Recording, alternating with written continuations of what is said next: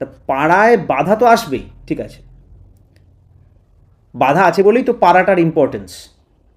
এই বাধার যত বহর আসবে, ফ্লেভার আসবে, তত তোমার দুঃখ আর দৈন্য ঘিরবে। This are law, this is a law, বিধি। আমি ভেজিটেরিয়ান কুইজিন পাইনি বলে খেতেই পারলাম না, আমার শুধুমাত্র ডাল সেদ্ধ দিয়ে খেয়ে, সেদ্ধ ভাত নুন দিয়ে ঘি দিয়ে খেতে হচ্ছে বলে আমি নিউট্রিয়েন্ট পাচ্ছি না।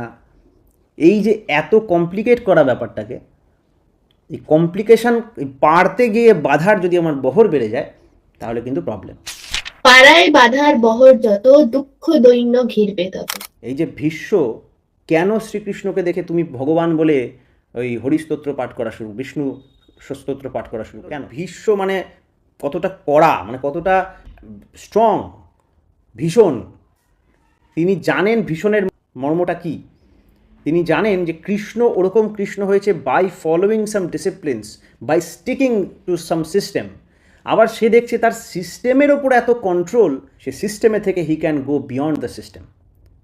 তাই তাকে বলেছে তুমি ভগবান। তপবিধায়নার প্রথম খণ্ডে ঠাকুর যেটা বলছেন, অভ্যাসই সিদ্ধির প্রথম উপকরণ।